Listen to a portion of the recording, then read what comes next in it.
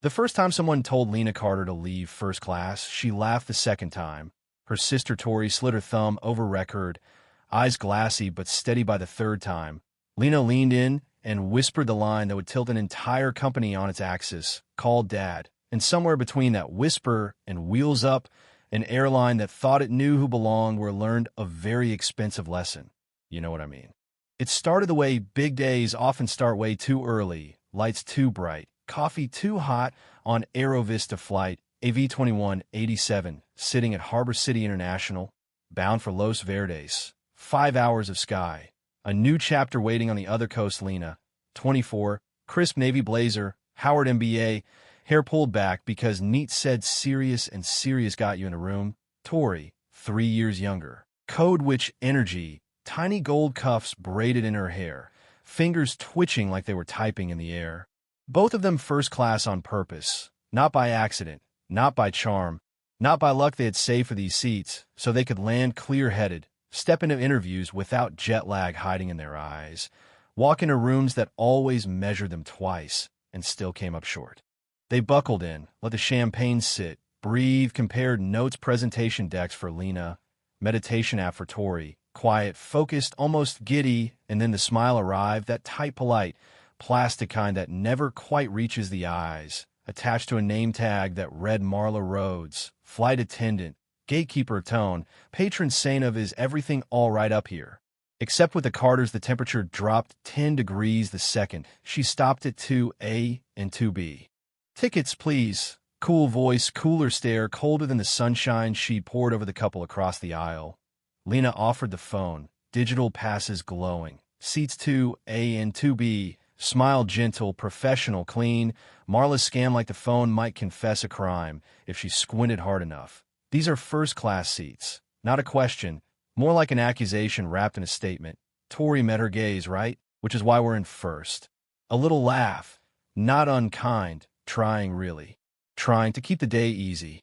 Marla moved on, then drifted back, then hovered, then accidentally bumped the armrest while fawning over a white guy in front of them. Then rechecked the passes as if time might have downgraded their reality one swipe at a time.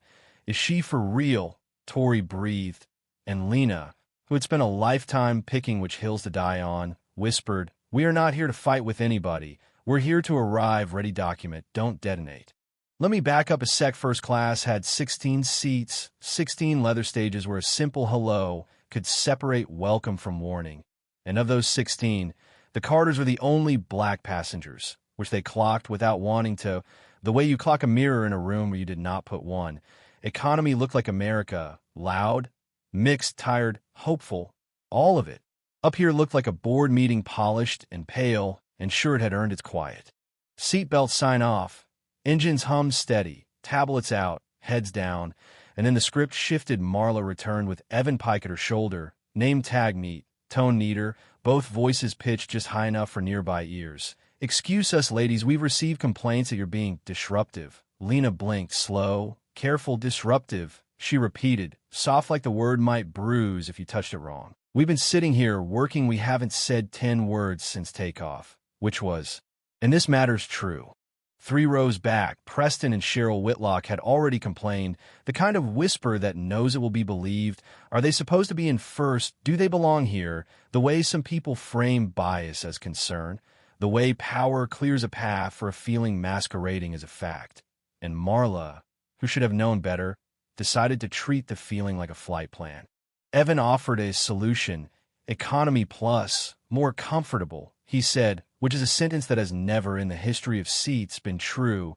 Tori's thumb slid, red circle pulsed, camera lens blinked awake. More comfortable than the seats we paid for. Why?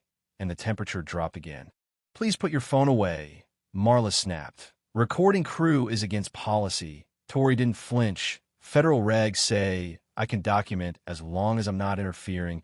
Lena placed a hand on her sister's wrist, not to stop her, just to anchor her. Then she raised her eyes, met both attendants with that even courtroom cadence her dad had taught her for parent-teacher conferences that weren't about grades at all.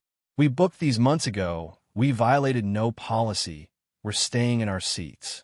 Eyes turned, some glued to tablets, suddenly very interesting. Some watching, some pretending not to watch. A woman, too, rows ahead, kept glancing back. Discomfort in the set of her mouth. Later, they'd know her name was Professor Elise Park. But in the moment, she was just another witness deciding whether witnessing included speaking. "This is your final warning," Marla said, voice sharpening into something brittle. "Move to the seats we assign or we'll take further action." Lena and Tori shared a look that contained 12 years of dinner table training.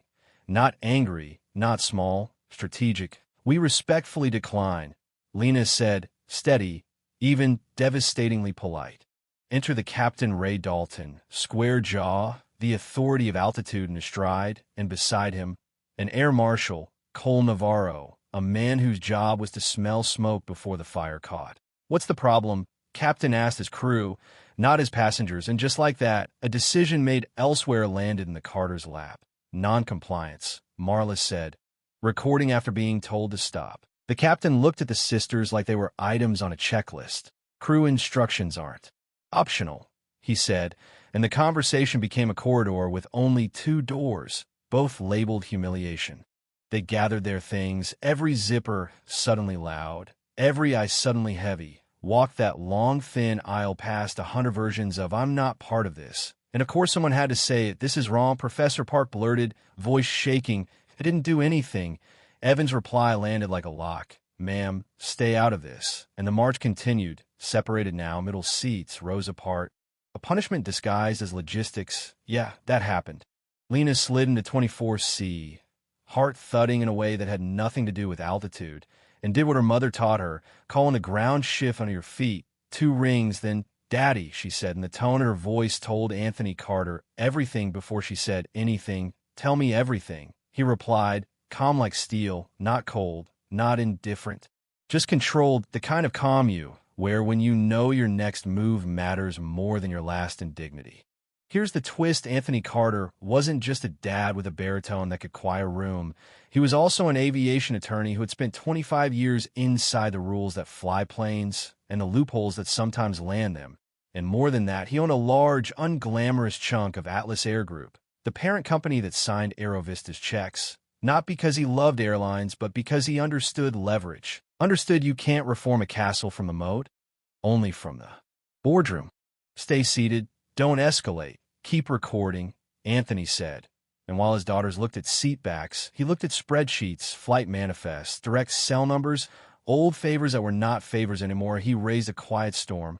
First to the CEO, then to the chair of the board, then to operations. "My daughters were removed from first class without cause. They recorded it. That plane will not depart until they're returned to their seats, and your people apologize on board and frank. This is not a VIP tantrum. This is a governance emergency." And on the other end of the line, the kind of silence money recognizes stretched, then snapped. Back on board, time thickened, a technical delay, then another, then a murmur becoming a low human growl, sweat at temples, babies impatient, business travelers weaponizing sighs, Marla and Evan huddled by the galley, thumbs busy, the captain peeking out of the cockpit twice, each time with less swagger than before. Tori texted Lena, "Something's moving, Dad's doing something," and Lena typed back, "Dignity, no matter what our faces are the record too." 2 hours and change into the standoff. 3 suits stepped into the cabin like a weather system, badges gleaming, concern arranged carefully on their faces. The tallest took the intercom. "I'm Thomas Freeman, VP of Operations." Apology tumbling out smooth but tight, then a hallway of quiet as he and the others made a beeline past row numbers toward the back, where a 21-year-old in a middle seat held a phone like a shield. "MS. Carter, we're here to correct a mistake," he said, bent at the waist so the whole row could hear. "We're returning you and your sister to your original seats, and we apologize publicly now." The walk forward cut the plane in half, people pretending not to notice while noticing everything. Another executive reached Lena with the same script, same bow of contrition. And just like that, the seating chart rewrote itself. Preston and Cheryl Whitlock, suddenly on the wrong side of the moment, were asked to gather their bags, expressions swinging from outrage to a fear they wouldn't name. "We paid for these," Preston protested, "and you'll be refunded in full," Freeman replied, voice low. But your complaints were unfounded and influenced by bias. We're not rewarding that. Professor Park got pulled to first, as well as small correction in a big mess, and as Lena and Tori reclaimed 2A and 2B, hands shaking in that post-adrenaline way, a fourth suit appeared by the galley, whispered to Marla and Evan, then quietly decrewed them, a clean, silent removal. Captain Dalton's jaw ticked, but he said nothing. In the air at last, Tori watched numbers climb her video, which she had uploaded to a private cloud, then quietly pushed an account with more followers than good sense, was leaping platforms, being stitched, captioned, shared, Flyfair, and Aerovista shames surfacing, then surging, and underneath them, story after story, black travelers cataloging the 1,000 paper cuts of air travel extra checks, ticket questions. Tone policing served with a smile data, but human, aching, undeniable. By touchdown, cameras waited. Microphones asking if this was about race. Lena answered the way you answer when anger would be easier but less effective. We experienced something too many folks experience. And we're not here for revenge. We're here for accountability. And Tori added, it's bigger than us, which it was, because Wall Street screens don't care about tears, but they do care about risk. And Aerovista's stock began to slide like a drink on a tilted tray. Overnight, the video detonated politely morning shows. Think Pieces, a trending tag that didn't wash off, and behind the screens, real things moved, refunds issued, statements drafted, HR on fire. And then, 3 days later, in a suite high above Los Verdes with a view too beautiful for the work being done, Anthony Carter sat across from Aerovista CEO, Frank Hart, and did not blink. Frank apologized, as CEOs do. This isn't who we are. And Anthony, who had read too many org charts to believe in the fiction of culture as a slogan, slid a folder across the table. Suspending 3 people is not a cure. It's a press release. Here's what transformation costs. A digital reporting system that flags patterns, who gets asked to move, who gets upgraded, who gets worn, built by Tori and a small team. Not a PowerPoint, an actual product, plus quarterly in-person training that simulates real-world bias flashpoints.